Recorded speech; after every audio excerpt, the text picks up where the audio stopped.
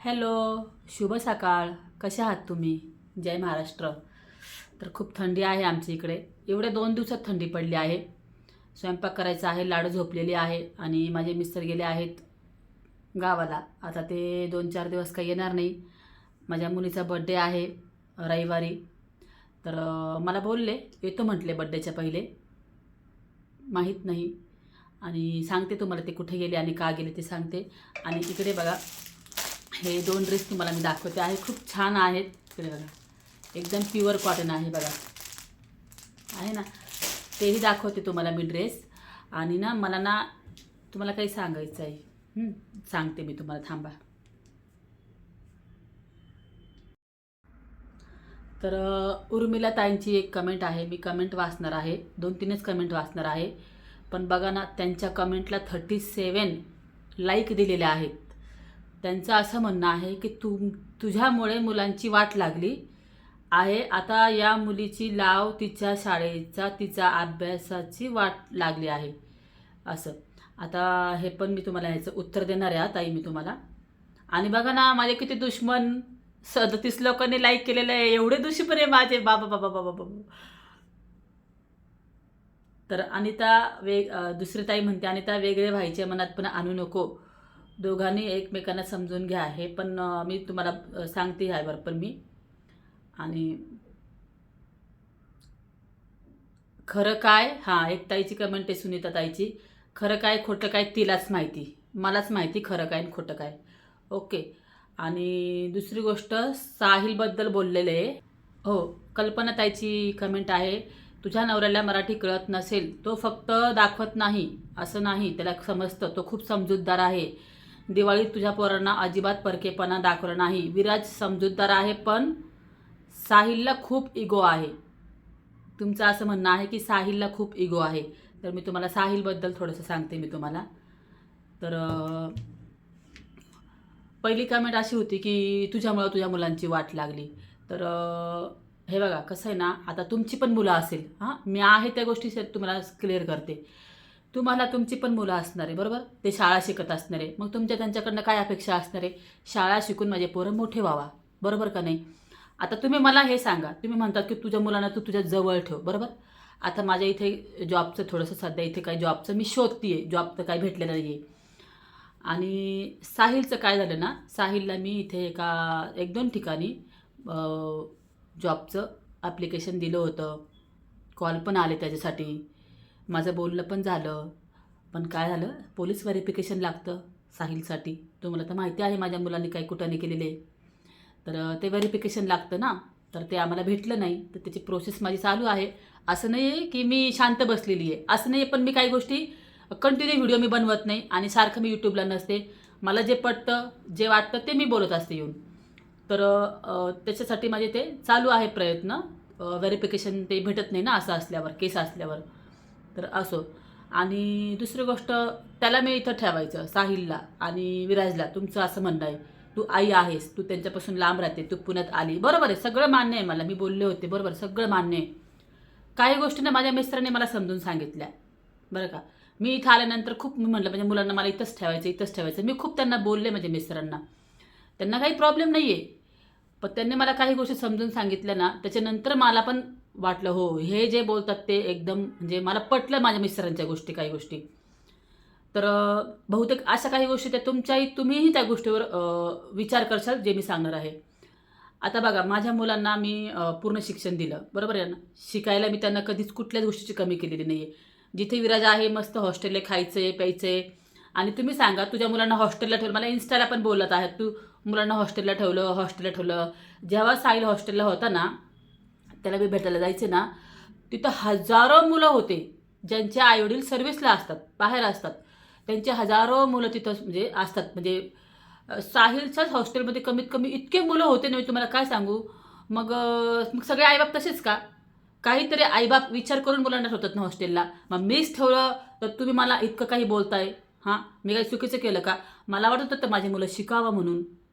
हां, आता विराज का होईना आहे, माझं काय आहे, तिथं राहून त्याने शिकायला पाहिजे, बस माझं एवढंच म्हणणं आहे. त्याला चांगलं आहे, काय कॉलेज करायचं आहे, फक्त तिथं बाहेर समोर मेस आहे आणि ती मेसमध्ये जेवण खूप छान आहे. त्या मावशी आहे ना माझ्या कॉन्टॅक्टमध्ये, इतकं छान जेवण आहे विराजचं. कॉलेज समोरच आहे. कॉलेज करायचं, अंघोळ करायचं, सकाळी उठायचं, कॉलेज जायचं, तिथून यायचं, जेवण करायचं आणि आराम करायचा, अभ्यास करायचा. त्याला काही मी त्रास देते का विराजला? नाही ना. त्यांनी शिकावं ना, बरोबर का नाही? काही मुलं किंवा मुली, मी माझ्यासमोर माझ्या गावाला जेव्हा होते ना, मी एक मुलगी माझ्याकडे यायची झाडून पुसून घ्यायला. ती मुलगी 12वीला होती त्यावेळेस.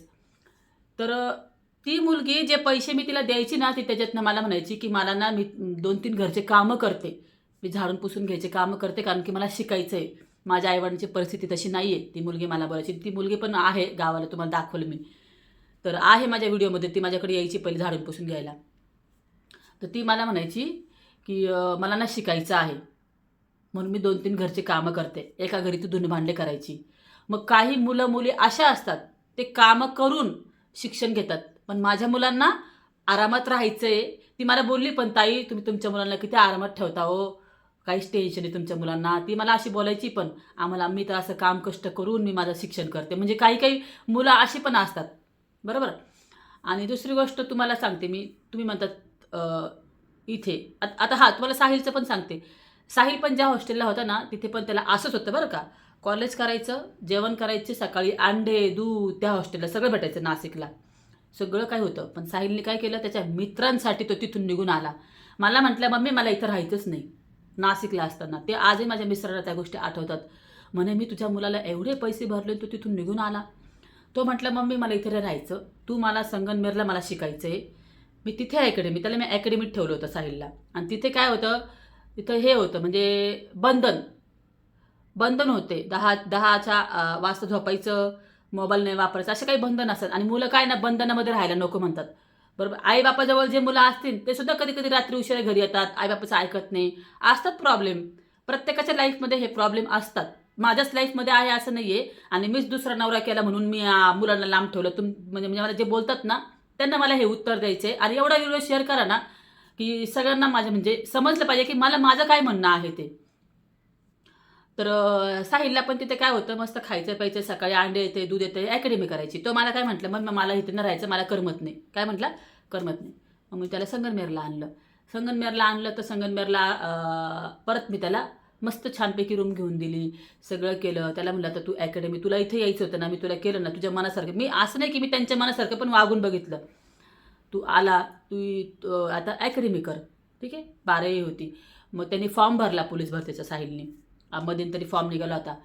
तर म्हणजे हे त्याचं जेलमध्ये जाण्याच्या अगोदरचं बरं का. तर त्यांनी फॉर्म भरला. मग त्याचा नंबर पुण्याला आला, साहिलचा नंबर. मग साहिल पुण्याला आला, हे द्यायला, एक्झाम द्यायला पुण्याला आला. तर तुम्हाला सांगते मी, तिथे जे एक्झाम देणारी मुलं आलती ना, ते एक्झाम आहे ना, म्हणजे सकाळी 6 वाजता तुम्हाला त्या मैदानावर हजर व्हायचं होतं. पण म्हटलं, मग पोरगं एवढं सकाळी कसं निघणार? तर मी त्याला काय म्हटलं, साहिल तू आदल्या दिवशीच निघ, ठीक आहे ना. आणि तेव्हा मी कोलकाताला होते आणि होतं त्याचं पुण्याला परीक्षा. साहिलला म्हटलं, मी तू आदल्या दिवशीच निघ. तर साहिल निघाला. मग मी त्याला तिथे हॉटेल घेऊन दिलं, ओयो हॉटेल असतात ना, ते त्याला मी घेऊन दिलं. म्हटलं, बाई माझं लेकरू कुठं रस्त्यावर झोपन, म्हणून मी त्याला 3-4 हजार रुपये खर्च केले, ओयो हॉटेल घेऊन दिलं त्याला, मस्त बिर्याणी मागवली. म्हणजे मी माझ्या मुलांना कुठंही कमी करते, तुम्हाला हे सांगते की मी कुठंच काहीच गोष्टीचं कमी करत नाही. आणि जेव्हा पाहिजे तेव्हा त्यांना प्रत्येक गोष्ट मी त्यांना देते, कपडा असो, लत्ता असो, सगळं देते पोरांना, असं नाही आहे. आता काही मजबुरी असतात. तुम्ही म्हणतात की तुझ्या मुलांना तू जवळ नाही ठेवलं, पण माझंच काय, तुम्ही दुसऱ्यांचं पण बघा ना. हॉस्टेलला असे किती, आता त्या हॉस्टेलला मी ज्या हॉस्टेलला विराजचे गेलते, त्याचा मित्र बघितला का तुम्ही विराजचा? त्याला तर आईबाप पण आहे. मग तो आहे ना हॉस्टेलला का? तर शिक्षण महत्त्वाचं आहे. शिक्षणासाठी आईबाप मुलांना ठेवतात. मीच ठेवलं दुसऱ्या नवऱ्याकरता, हे जे मला बोलतात तर हे तुमचं चुकीचं आहे मला बोलणं, मला हे सांगायचं आहे. आणि अजून एक गोष्ट तुम्हाला मी सांगते, इथं ठेवायचं, ठीक आहे. साहिलला इथं ठेवायचं, विराजला इथं ठेवायचं. कसं असतं ना, माझ्या मिस्टरांनी मला काय समजून सांगितलं मी तुम्हाला सांगते. इथे ना माझे मुलं ना माझ्यासमोर म्हणजे माझं ना जास्त ऐकत नाही, जास्त करून ते मोबाईल बघतात. आणि आज मी आज जिवंत आहे, मी आजारी असते, बरोबर. मला अचानक कधी काही झालं, तर आता मी त्यांना ना मस्त दिवस रात्र बसून खाऊ घालन. तुमचं म्हणणं आहे ना, ठीक आहे, मी त्यांना रात्र दिवस बसून खाऊ घालल, आरामात ठेवून घरामध्ये सगळ्या गोष्टी करल मी त्यांना. पण मी आहे तोपर्यंतच, आई आहे तोपर्यंतच. मला काय झालं, मी समजा गेले, संपले, काही झालं मला, मग माझ्या मुलांचं काय? काय माझ्या मुलांचं? त्यांना कोण बघणार? हां, माझा नवरा किती बघणार? हां, शेवटी फरक पडतो ना. आणि म्हणून स्वतःच्या पायावर त्यांनी उभं राहावा. आणि मी त्यांना आत्ता इथे त्या ठेवलं नाही आहे. ते आरामात राहतील, येऊन राहतील, काय प्रॉब्लेम नाही आहे. पण मग पुढं काय? पुढचा विचार काय? माझा नवरा म्हणला, 2 महिने, 4 महिने खाऊ घालशील, चांगलं-चुंगलं खाऊ घालशील, बरोबर, सगळं मान्य आहे म्हणे. पुढं काय? आपल्या दोघांच्या नंतर त्यांची काय जिंदगी? त्यांनी आत्ता सेटल व्हायला पाहिजे, कुठेतरी चांगलं जॉब करायला पाहिजे, विराजने शिकायलाच पाहिजे, माझा नवरा म्हणतो. त्यांनी काहीतरी सर्व्हिसला लागलंच पाहिजे. कारण की आता ह्याच्या पुढचा काळ इतका कठीण जाणार आहे ना. AIचा जमाना आलेला आहे आता. पुढं नोकऱ्यासुद्धा भेटणार नाही. इतकं कठीण माझा नवरा म्हणतो, इतकं कठीण होणार आहे आता पुढे जाऊन. त्याच्यामुळं शिक्षण हे खूप गरजेचं आहे. विराजला पार एकदम मी रोज विराजला इतकं बोलते ना, मी विराजला, की मला मार्क पाहिजे 12वीला विराज. मी तुझ्यावर आता मी कालसुद्धा मेसचे पैसे भरले. तुम्हाला सांगते, त्याच्या मेसचे पैसे 2700 रुपये भरले. परत विराजला वर्षाचे पैसे, तिथं ते रूममध्ये राहतो ना, त्याचे पण खूप जास्त फीज आहे त्या रूमची वर्षाची. ती आता मी 6 महिन्याची भरली होती. आता विराजचा काल फोन आला, मम्मी 6 महिन्याचे पैसे भरायचे. तर म्हटलं ठीक आहे बाबा, आता माझ्याकडनं ये, मी आताच हॉस्पिटलमधून आले, त्यांना सांग रूम मालकाला मी देते म्हणून पैसे. मेसवाल्या मावशींचा फोन आला, मॅडम पैसे द्या. तर त्या मेसवाल्या मावशींना पैसे पाठवले. मग असं नाही आहे, खर्च आहे म्हणजे मुलांचं चालूच आहे, काही ना काही मुलांचं चालूच आहे माझ्या. आणि माझं काय आहे ना, मला थोडंसं ताणून धरायचं आहे काही गोष्टी पोरांच्या बाबतीत. तुम्हाला सांगते मी, मला माझे पोरं बनले पाहिजे, काहीतरी कमवा. नका मला देऊ, पण तुम्ही तुमच्या पायावर उभे राहा. उद्या त्यांची बायको येईन, त्यांचे पोरं, त्यांचा संसार बघायचा आहे ना. हां, त्यांना जर असं मी बसून खाऊ घातलं घरात, तर मग काय आहे पुढचं जिंदगी? काहीच नाही आहे. त्याच्यामुळं मला तुम्ही असे जे कमेंट करतात ना. आणि हो, एका ताईने मला असं म्हटलं आहे की तुझ्या साहिलला खूप इगो आहे. बरोबर, विराज समजूतदार आहे, पण साहिलला खूप इगो आहे. तर नाही ताई, साहिलला इगो नाही आहे. माझा ना साहिल ना म्हणजे गरीब मुलगा नाही का असं म्हणतात, त्याला ना असं कुणाला मागायला आवडत नाही. त्यांनी तो 4 दिवस उपाशी राहील माझा साहिल, पण कुणाकडे भीक नाही मागणार. एवढा तो हे माझा साहिल. तो फक्त आईकडे पैसे मागतो. त्याला जर नसले ना कधी, तर मला फोन करतो, मम्मी दे ना मला पैसे, तेव्हा मी त्याला देते. पण तो असं कुणाला जाऊन मागणार नाही. तो उपाशी राहील, पण कुणाला मागणार नाही. एवढं माझं पोरगं हे. इगो नाही आहे त्याला, तो शांत आहे. तो इथे येतो ना, त्याला तो असं करतो, त्याला इगो नाही आहे, तो शांत आहे. त्याला असं लाज वाटते नाही का, असं लाजतो तो कुठल्याही गोष्टीला साहिल माझा. त्याच्यामुळं तुम्ही बोलले ना इगो आहे, तर मला ते थोडंसं वाटलं म्हणून मी तुम्हाला त्याचं उत्तर दिलं. ठीक आहे, ते तुमचं आहे. आणि तुमच्या कमेंटला बघा 37 लोकांनी लाईक पण केलेलं आहे. कोण माझे दुश्मन आहे एवढे, तर असं द्या. तर दुसरी गोष्ट, चला मी तुम्हाला नका हे 2 ड्रेस दाखवते. हे खूप छान आहे आणि प्युअर कॉटनचे आहे, ते दाखवते मी तुम्हाला. आणि माझे मिस्टर कुठे गेले आहेत ते पण सांगते तुम्हाला, आणि कधी येणार आहे. आता बघा, माझा नवरा, माझ्या पोरीचा बड्डे आहे बघा. वाव, इतका मऊ मऊ आहे ना, हे बघा, इतका सॉफ्ट आहे. वाव, एकच नंबर आहे. हा ड्रेस मी ठेवून घेते, जाऊ दिले, छान आहे. हे बघा, इथे बघा, स्लीवला पण किती छान आहे. आणि ना याला आहे ना, याला आतून सुद्धा कपडा दिलेला आणि एकदम सॉफ्ट कॉटन आहे. ठीक आहे, पॅन्ट पण इतकी मस्त आहे. हे बघा, एकदम कमरेला आहे ना, जसं जाडं असलं ना, तर आपल्याला कसं थोडं कमरेला अशी मोठी पाहिजे ना पॅन्ट, बरोबर आहे का नाही? आणि बसता उठता आलं पाहिजे, तर तशी एकदम कम्फर्टेबल आहे पॅन्ट. मी ना लिंक दिली आहे व्हिडिओच्या खाली ह्या प्रोडक्टची. आणि हा आहे, वाव, ओढणी पण किती छान आहे.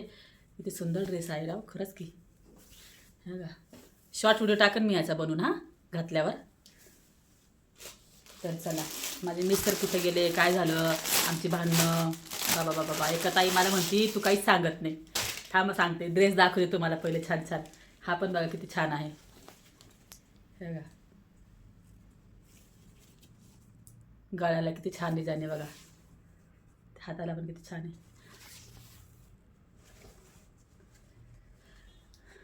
तर सुंदर आहे. ओढणी पण खूप सुंदर आहे ह्याची. पण ना ह्याच्यापेक्षा तो व्हाईट कसा आहे ना, असं चापून बसणार आहे. ह्याची ओढणी पण छान आहे, पण ही धुतली का मग ती सॉफ्ट होणार. छान आहे ड्रेस हा पण. मी दोन्ही ड्रेसचे ना हे केलेले आहे. ह्याची पॅन्ट पण हे इथं असे. ठीक आहे, तर दोन्ही ड्रेसचे मी लिंक दिलेली आहे व्हिडिओच्या खाली, आणि शॉर्ट व्हिडिओ पण टाकून घातल्यावर. तर दुसरी गोष्ट काय ना, त्या दिवशी आमची वाद झाले ना, भांडण झाले ना, एक ताई म्हणते अगं तू सांगन सांगन म्हणते तू काही सांगत नाही. अहो ताई, सगळ्या घरातल्या गोष्टी नसतं सांगायच्या हो. थोडं थोडं लपून पण ठेवावं लागतात. सगळं सांगत बसू का तुम्हाला? हां. आणि कसं असतं ना, आमची भांडणं आली ना, बरंचसं ताईने का तुझ्या पोरांची वाट लागली आणि असं अहो काय वाट लागली, आरामशीर आहे, असं काही नका. असं तुम्ही विचार का करता की माझ्या पोरांची वाट लागली वाट लागली. कोणाच्या घरात भांडण होत नाही, होतात नवरा बायकोच्या भांडण होतात. आता त्यांना जायचं होतं घरी आणि मला माहीत नव्हतं, म्हणजे नाही का, तिकीट काढलेलं मला माहिती नव्हतं. मला सांगायचं ना ते मला माहीतच नाही. आणि तुम्हाला मी बऱ्याच वेळा म्हणलेलं की माझा नवरा काय करतो ना मला सांगतच नाही आणि अचानकच सरप्राईज देतो. त्या दिवशी ना मी आजारी होते आणि ह्यांनी तिकीट काढलेलं आणि त्या दिवशी आमचे भांडणं आले की ते म्हणजे जायचे बरं का, बॅग बिग पॅकिंग कर बरं का. जायचे. आणि मी ना माझ्या बहिणीच्या घरी गेले, तुम्हाला सांगितलं मी आजारी होते, तर मला ना जायचं म्हणजे हे नव्हतं होत की मला आतून. आणि झालंच 2-3 दिवसांनी मी अशी झाली की माझी तब्येत, मला ॲडमिटच करावं लागलं. पण तिकीट तर काढलेलं होतं आणि मला नव्हतं जायचं. मला नव्हतं जायचं. मला माझी हेल्थ बघायची, बाकी दुसरं काही नाही. पण मग त्यांना त्यांच्या आईने खूप फोर्स केला का 2 दिवसापूर्वी फोन केला, खूप फोर्स केला की तू ये तू ये तू ये, काम आहे माझं काम आहे माझं. त्यांच्या आईचं काय काम आहे मला पण माहिती नाही आहे, तू ये, ती नाही आली तरी तू ये. मग काल सकाळी सकाळी गेलेत माझे मिस्टर. गेले तर आता मला म्हटले आता 2-3 दिवसांनी 4 दिवसांनी लाडूचा बड्डे आहे, तर बघूया आता बड्डेपर्यंत येतात का नाही येतात, काय होतं लाडूच्या बड्डेचं काय माहिती, येतात का नाही. आता फ्लाईटने गेले आहे, येताना मग कसे येतात काय येतात काय माहीत नाही. आता आले फ्लाईटने तर बरे लवकर पोहोचतील. आणि दुसरी गोष्ट, तुम्ही मला ताई 1-2 ताईंनी कमेंट केली आहे, खूप मोठा व्हिडिओ झालेला आहे बरं का हा, पण असू द्या. बघा, पूर्ण बघा, जाऊ नका. माझी बडबड ऐका पूर्ण. तर हो, 1-2 ताई मला म्हणताय की तिकडं कशाला गेली गहू घ्यायला एवढं लांब, मला म्हणती इथंच तुझ्या घरापाशी गहू घ्यायचे ना. काय झालं ना, मागच्या वेळेस माझ्या घराची इथं आहे बरं का मार्केट, मी तिथून गहू घेतले आणि घरी आणले, त्याला थोडेसे साफ वगैरे केले आणि माझ्या नवऱ्याला म्हटलं दळून आणा. तर माझा नवरा गेला दळायला आणि ते जे गिरण आहे ना, ते गिरणीमध्ये ना इतकं त्याचं ते जाड दळून दिलं ना, खूप जाड दळलं. आणि ते गहू जे मी आणले ना, अजिबात बरोबर नव्हते ते गहू. मला ते अक्षरशः ते पीठ सगळं मी ते माझे ते पीठ मळायला घेतलं का तुकडे तुकडे पडायचे. मग ते पीठ सगळं मी ते कामवालीला देऊन टाकलं आमच्या. ते झालं. आणि तुम्ही म्हटलं तुझ्या बहिणीकडे गेलं तर मग एवढे 10 किलो गहू कशाला घ्यायचे. अहो कसं आहे ना, माझी बहीण माझ्या घरापासून खूप लांब राहते, जायलाच कॅबवाला 500 रुपये घेतो. मग असं वाटतं बाई चालले आहे ते एकदमच घेऊन येऊ, असं होतं का नाही, तुम्हाला पण होतं असं ना असं. तर माझा असं विचार चाललेच आहे ते एकदमच 10 किलो घेऊन येऊ, असा माझा विचार होता. मग परत परत जाणं होत नाही हो माझ्या बहिणीकडं, आम्ही जास्त जात नाही माझ्या बहिणीकडं. त्यांच्याकडे कसं कार आहे माझ्या बहिणीकडं, मग तिचा नवरा तिला घेऊन येत असतो इकडे. ते पण आता किती दिवस झाली माझी बहीण नाही आली, कारण इतकं लांब आहे ना, येणं पॉसिबल होत नाही अहो. आणि हे आता बघू बड्डेचं आपल्या लाडूच्या बड्डेचं काय होतं काय नाही. लाडूचा बड्डे आहे बरं का रविवारी. हां, सगळ्यांनी लाडूला विश करा. बड्डेच्या दिवशी बड्डेचा व्हिडिओ येईलच, सांगेल तुम्हाला मी, तेव्हा विश करा सगळ्यांनी लाडूला. तर चला असं मग जाऊ का, खूप बडबड बडबड केली आता. नवरा नाही आहे म्हणून एवढं पटापटा बोलती आणि मोठ्याने बोलती. घरात कोण नाही आहे, मी एकटी आहे. 2-4 दिवस मी एकटी आहे. लाडू झोपलेली आहे.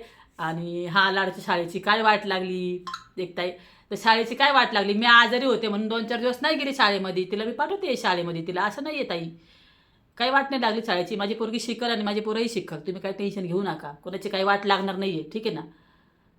तुम्ही तुमचं बघा, ठीक आहे. तर चला जाते आम्ही, बाय.